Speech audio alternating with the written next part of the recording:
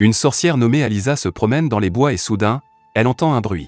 Elle trouve un enfant et se demande ce qu'un enfant humain fait là, mais elle sent que l'enfant possède une quantité anormale de magie. 16 ans plus tard, Viola a grandi et le commerçant pense qu'Alisa est son apprentie. L'homme pense que c'est bien qu'elle s'occupe d'Alisa, mais en réalité, elle reste collée à sa mère parce qu'elle se perd facilement. Nous apprenons qu'Alisa a en réalité 223 ans, mais que son apparence ne change pas parce qu'elle est une sorcière. Viola voit une autre boutique qu'elle veut visiter, mais Alisa lui dit de se concentrer sur ce qu'elles sont venues acheter. Viola demande à sa mère de lui acheter une pierre d'invocation du phénix, mais Alisa lui rappelle qu'elle a causé des problèmes lorsque Viola a invoqué un dragon. Viola fait une crise dans la rue et commence à attirer l'attention des gens. Alisa finit par céder et elle se rend à la boutique. Lyra, la commerçante, traite Alisa de faible pour avoir toujours cédé à Viola, mais elle est jalouse de leur proximité car son propre fils est un rebelle. Elle prévient Alisa qu'elle devra apprendre à discipliner Viola, mais Alisa pense qu'elle est encore une enfant. Lyra fait remarquer que Viola a 16 ans et qu'elle se rend compte qu'Alisa perçoit le temps différemment puisqu'elle est une sorcière. Viola choisit finalement une pierre et elle quitte le magasin. Alisa pense qu'elle devrait être plus stricte avec Viola, mais lorsque sa fille la remercie pour le cadeau, son cœur fond. En marchant, les hommes admirent l'allure de Viola, mais elle pense à tort qu'ils ont des pensées coquines à propos de sa mère, et elle prévoit donc de les maudire tous. Alors que les femmes déjeunent ensemble, Viola avertit sa mère de faire attention aux garçons, mais Alisa lui assure que personne ne l'a jamais draguée. Alisa pense qu'elle n'est pas assez jolie, mais Viola lui rappelle la fois où elle a été abordée par des garçons, qui ne faisaient en réalité que la traiter comme une enfant.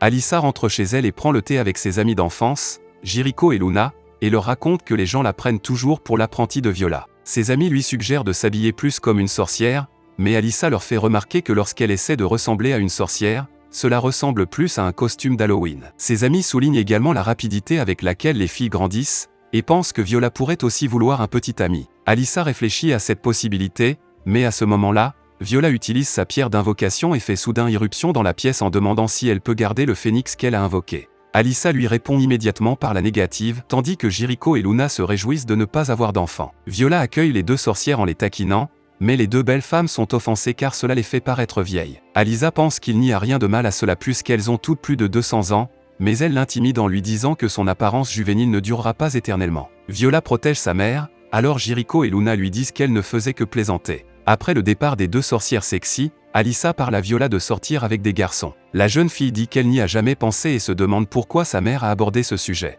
Elle pense que c'est parce que sa mère a trouvé quelqu'un, et la jeune fille s'inquiète de perdre sa mère. Alisa lui assure qu'elle n'a jamais pensé à sortir avec quelqu'un, et qu'elle est heureuse qu'elles vivent ensemble. Le lendemain matin, Viola dit qu'elle veut un familier, et Alisa comprend pourquoi la jeune fille fait des invocations depuis quelque temps. La jeune fille veut garder l'étrange phénix, mais Alisa lui dit que leur maison n'est pas adaptée et suggère de choisir quelque chose d'autre, ce qui amène Viola à choisir un chat. Alisa aime l'idée, se souvenant qu'elle en avait un quand elle était enfant, mais Viola change d'avis car elle ne veut pas qu'il vole l'amour de sa mère. Alisa se réjouit à l'idée d'avoir un chat, mais Viola pense qu'elle va avoir un monstre laid que sa mère n'aimera pas. Alisa lui dit qu'elle doit être plus précise et Viola décide qu'elle veut un familier qui tire des rayons laser. Viola se demande pourquoi sa mère n'a pas son familier et Alisa lui explique que les familiers sont généralement invoqués pour aider, mais elle remarque que Viola n'a jamais eu besoin d'aide. Alisa lui dit que c'est une grande responsabilité que d'avoir un familier et lui demande d'y réfléchir. Le lendemain, Viola apporte une plante à sa mère en pensant qu'elle devrait y réfléchir avant de choisir un familier.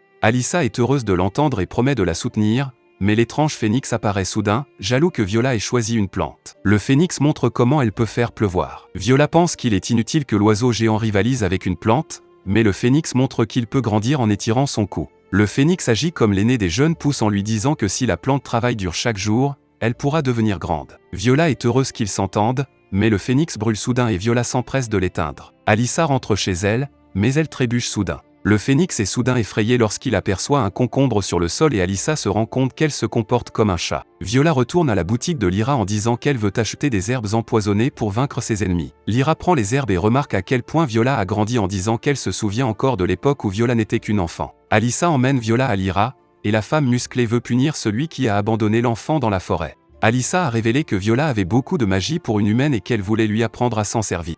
Lia lui proposa son aide en lui révélant qu'elle venait d'avoir un bébé et qu'elle pourrait donc allaiter Viola. Alisa commença à faire des recherches sur la façon d'élever un bébé et se renseigna également sur le lait maternel, mais ses théories ne fonctionnant pas, elle se mit à pleurer en pensant que l'allaitement était la meilleure façon de montrer son amour à Viola, mais Lyra rejeta l'idée en lui disant de ne pas perdre de temps avec ses recherches. Alisa a révélé que Viola avait fait apparaître des créatures magiques pendant son sommeil, et Lyra savait que cela s'appelait un sort de lit et qu'il disparaîtrait quand Viola grandirait. Alyssa a expliqué que Viola pleurait lorsque cela se produisait, et Lyra a suggéré de fixer l'enfant d'un regard effrayant lorsque cela se produisait. Alyssa a également révélé que Viola était plus puissante qu'il n'y paraissait, montrant à Lyra les dégâts causés par sa magie. Alyssa a révélé qu'elle utilisait la magie pour aider Viola, mais qu'elle pensait que cela faisait d'elle une personne terrible parce qu'elle prenait des raccourcis pour tout, mais Lyra lui a dit que c'était bien, révélant qu'elle avait l'habitude de manger le grain directement dans le sac pour éviter de cuisiner. Alyssa pense qu'elle n'est pas une bonne mère, mais Lyra lui dit que chaque famille élève un enfant différemment et que la seule chose qui compte est que la famille soit heureuse. Dans le présent,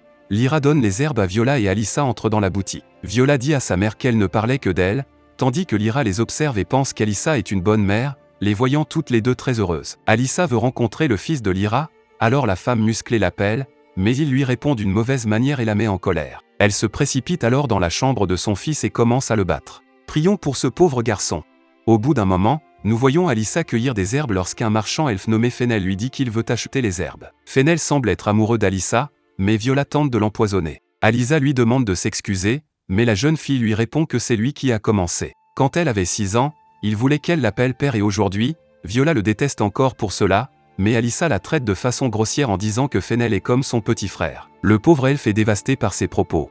Elle lui révèle qu'il était encore un enfant lorsqu'ils se sont rencontrés pour la première fois et qu'il marchait avec elle parce qu'il avait peur des monstres. Alyssa prépare une tisane, mais Viola y trempe ses doigts par dépit et Alyssa la réprimande en lui ordonnant de donner une nouvelle tasse à Fennel. Fennel remarque que Viola sourit et comprend que cela fait partie du plan de la diablesse, qui ne voulait pas qu'il boive la tisane d'Alyssa. Alyssa livre la marchandise à Fennel, lui disant qu'il est d'une grande aide pour ses affaires. Fennel ne veut pas être traité comme un frère cadet, il envisage donc de lui avouer ses sentiments pour elle, mais il sait qu'il doit d'abord attirer son attention. Il s'approche d'elle en lui demandant ce qu'elle ferait si ses mains se transformaient en brocoli. Alyssa pense qu'il y a quelque chose qui ne va pas chez lui et Fennel tombe à genoux, sachant qu'il a échoué, tandis qu'Alyssa va chercher le gâteau. Viola lui dit qu'elle ne l'a pas tué parce qu'elle sait qu'il n'a aucune chance avec sa mère, mais il lui répond qu'elle a toujours des ennuis, mais le phénix l'attaque soudainement. Alyssa revient avec le gâteau, mais elle voit que le phénix est en train de manger Fennel et elle le sauve. Le phénix prétend qu'il s'agissait d'un acte d'amitié, mais Viola est quand même réprimandée et Alyssa s'excuse auprès de Fennel, qui lui dit que ce n'est pas grave et qu'il est déjà au courant de l'attitude de Viola.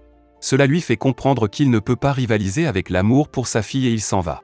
Fennel rencontre Viola qui a préparé un jeu pour lui, mais l'elfe s'enfuit et Viola est obligée de le rattraper. Elle lui dit de jouer au jeu de la pêche, où il doit attraper 3 anguilles pour gagner. Fennel ne veut pas jouer, mais Viola lui promet de lui donner une photo sexy d'Alyssa en guise de récompense. Le jeu commence et il fait tourner la canne à pêche, mais les anguilles ne mordent pas. Un phoque brille alors que Viola lui dit qu'il s'agit d'une occasion en or et qu'il est déterminé à gagner la photo sexy d'Alyssa, mais la créature l'attire. Finalement, Fennel parvient à retirer l'anguille, pensant avoir gagné le jeu, mais nous voyons qu'il vient d'attraper le phénix et réalise que Viola n'a jamais eu l'intention de le laisser gagner. Le lendemain, les 2 belles sorcières reviennent, mais elles ont amené avec elles des hommes ligotés, probablement pour amuser Alyssa. Alyssa refuse l'offre et les hommes s'en vont. Jericho montre un livre rouge, le livre magique des souvenirs, qui montre les souvenirs auxquels elle pense. Viola voit la photo d'Alyssa enfant, qui s'étonne de la beauté de sa mère. Luna révèle qu'elle est voyante, mais qu'elle utilise sa magie pour attirer les hommes faibles. Jericho, quant à elle, a l'habitude de créer des outils magiques et en a fait son métier. Sa dernière invention est une trompette triton sexy. À quoi pourrait-elle bien servir? Elle demande à Viola ce qu'elle aimerait faire, mais l'étrange phénix lui fait remarquer que les humains travaillent pour gagner de l'argent et acheter de la nourriture, alors qu'elle la trouverait gratuitement dans la nature.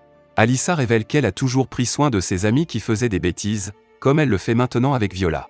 Cependant, Alyssa révèle que ses amis l'ont beaucoup aidé à lutter contre les brutes qui l'embêtaient et à élever Viola. Soudain, les hommes apparaissent dans le livre, et Luna révèle qu'elle pense à eux, alors Alyssa chasse ses amis pervers. Si vous souhaitez une suite à ce nouvel anime, écrivez-la dans les commentaires. Merci d'avoir regardé. Si vous avez aimé la vidéo et que vous souhaitez aider la chaîne à grandir, laissez un like, un commentaire et abonnez-vous.